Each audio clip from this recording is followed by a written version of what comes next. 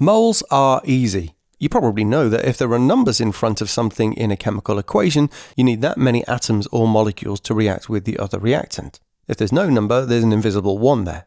So this equation tells us that for every particle of magnesium hydroxide, not really a molecule as it's ionic, but that's not important, we need 2 particles of hydrogen chloride, HCl, or, well, hydrochloric acid when it's in solution. We can also see that this would make 1 particle of magnesium chloride and 1 molecule of water. The thing is, we can't deal with individual atoms or molecules. They're too small, and there are too darn many of them to count. All we can do is measure the mass or volume of reactants and products. So how can we tell how many particles we have from the mass or volume? Enter moles, the middleman between number of particles and mass or volume. A mole is just a certain number of particles that we group these into, much like a dozen is 12. It's just a way bigger number. This number is actually 6.02 times 10 to the 23, also known as Avogadro's constant, but we don't need to know that for now.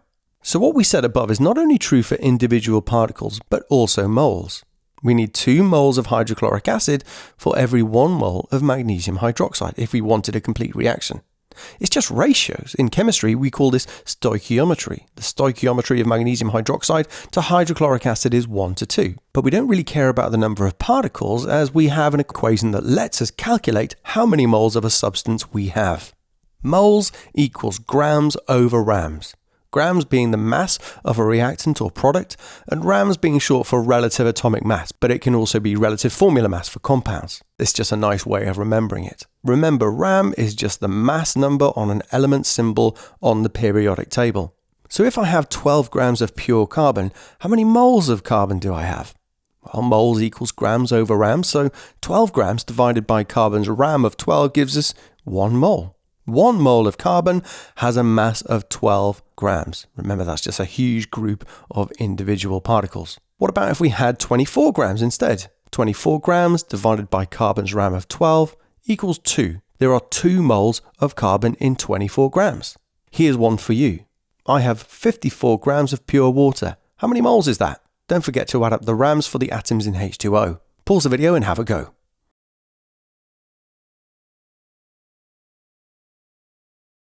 The ram, or to be more precise, the relative formula mass for water is 18. 2 lots of 1 for the hydrogens plus oxygen 16. Moles equals grams over rams, so 54 divided by 18, we have 3 moles.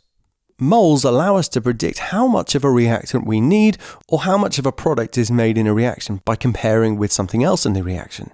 So let's look at a question using the equation. What mass of hydrogen chloride would be needed to fully react with 2.9 grams of magnesium hydroxide? First, let's get the ram. Yes, technically RFM of magnesium hydroxide, but I'm just going to say ram from now on. 24 for magnesium plus 2 lots of 17 for the OH, so that's 58 altogether. Moles equals grams over rams, so 2.9 divided by 58, we have 0.05 moles. Now, using the stoichiometry, we can figure out how many moles of hydrogen chloride, HCl, we need. What's the stoichiometry?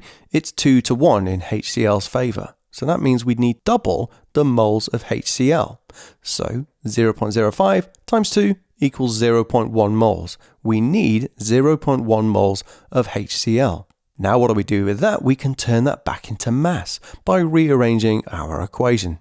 Moving rams to the other side by doing the opposite with it, so multiplying, grams equals moles times rams, so 0.1 moles times HCl's ram of 36.5, and that equals 3.65 grams. We'd need 3.65 grams of HCl to react with 2.9 grams of magnesium hydroxide. Can you see we went from mass to moles to moles to mass? Okay, time to take off the training wheels. Here's a question just for you. What mass of aluminium chloride can be made from 124.8 grams of barium chloride used in this reaction? Pause the video, grab a pen and paper along with a calculator if you haven't already, and give it a go.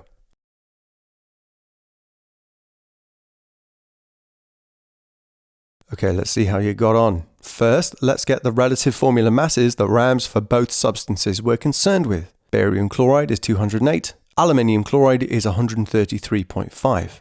Next, we do our whole mass, moles, moles, mass. The number of moles of barium chloride, moles equals grams over rams, so 124.8 divided by 208, that gives us 0.6 moles. Then we look at the stoichiometry to find out how many moles of the second thing we need. It's 3 to 2. We can see that's fewer moles of aluminium chloride, so the ratio is 2/3.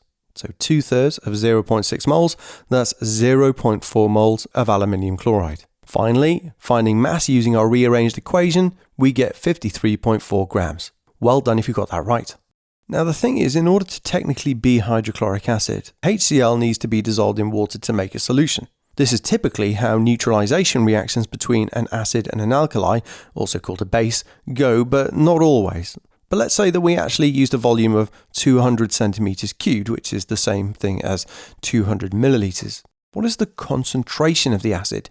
How concentrated is the actual compound in the solution? This is usually measured in grams per decimeter cubed or moles per decimeter cubed. I always say units are your friends, and it's the case here. That slash means divide. So even if you can't remember the equation, the unit tells you what to do. So the equation is concentration equals mass in grams or moles divided by volume in decimeters cubed.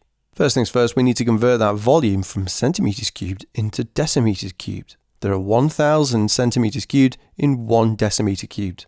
A decimeter cubed is bigger, so that means there will always be fewer decimeters cubed compared to centimeters cubed. So what is 200 centimeters cubed in decimeters cubed? We want a smaller number, so we divide by our conversion factor of 1,000. So 200 centimeters cubed divided by 1,000 equals 0.2 decimeters cubed. Next, to use the concentration equation. Let's use the mass first. 3.65 grams divided by 0.2 decimeters cubed. That gives us 18.25 grams per decimeters cubed. If we're using moles instead, that's 0.1 moles divided by 0.2 decimeters cubed, so that's 0.5 moles per decimeters cubed. This is more often than not how concentration is given. That's why you could see this abbreviated to just 0.5 capital M. We might say 0.5 molar. That's just short for moles per decimeters cubed. Titration relies heavily on moles. For the whole method, check out my practical video, but all it is in essence is carrying out a neutralization reaction to calculate an unknown concentration of acid or alkali, using exactly the same principles we've used already. So let's see if you can use what we've learned in a titration context. Here we go, 50 milliliters or 50 centimeters cubed of a 0.2 moles per decimeter cubed solution of magnesium hydroxide neutralizes 25 centimeters cubed of hydrochloric acid. What is the concentration of the acid? If you want to go yourself first, pause the video in the next few seconds.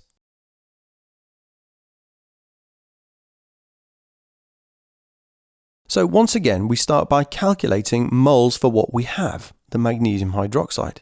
We know concentration is moles divided by volume, and you can see that from the unit, can't you? Moles divided by decimeters cubed. We must have the volumes in the same units though, so let's convert the 50 centimeters cubed to decimeters cubed by dividing by 1,000. We want a smaller number. That's 0.05 decimeters cubed. So rearranging, we get moles equals concentration times volume. And that gives us 0.01 moles.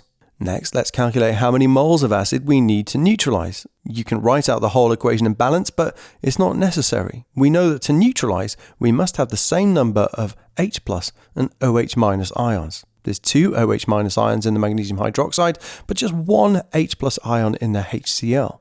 So we must have double the moles of acid. The stoichiometry is therefore 1 to 2. So doubling 0.01 moles of magnesium hydroxide, we know we've had to use 0.02 moles of hydrochloric acid to neutralize. Finally, we just need to use the concentration equation again to calculate what the concentration of the acid is. Concentration equals moles divided by volume, so 0.02 moles divided by 0.025 decimeters cubed.